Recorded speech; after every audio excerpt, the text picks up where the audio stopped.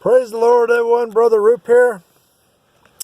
We are in chapter 10, verse 14, the book of Acts, talking about Cornelius being the first Gentile to enter the church, and with Peter having the keys to the kingdom, God has drafted him to do it.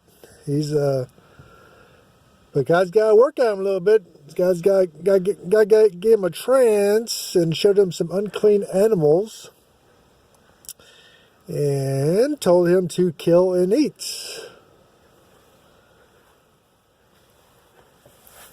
And Peter's reply was in verse 14, "But Peter said, 'Not so, Lord, for I have never eaten anything that is common or unclean.'" So, Peter, staying at Simon the Tanner's house, making himself ceremoniously unclean, is now worried about eating animals that are unclean. Pretty big contradiction here. Because Peter's in the transitional period, as all the disciples were at one time.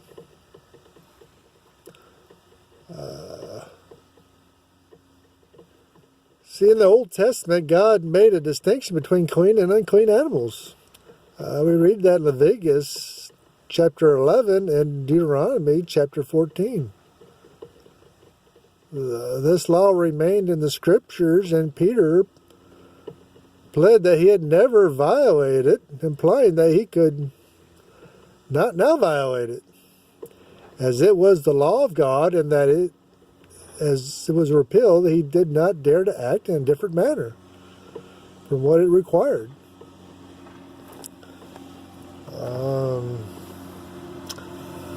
Peter,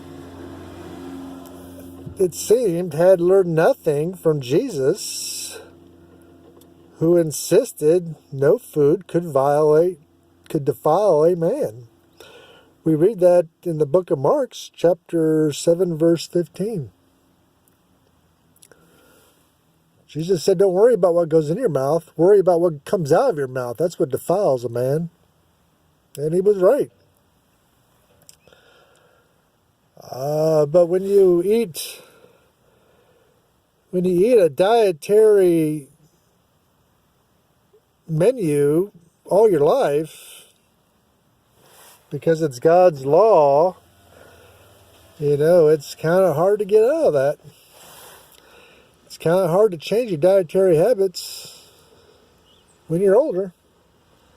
It's kind of hard to change any kind of habit when you're older, but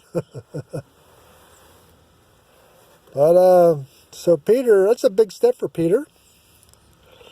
That's a big step, and I feel for him. I think I would have trouble making that step too. But God's going to push him because the Gentiles are coming to the church, and the Gentiles, up to that point, had been spiritually unclean. And God's going to change that, and God's got to change Peter's mindsets. Thank you.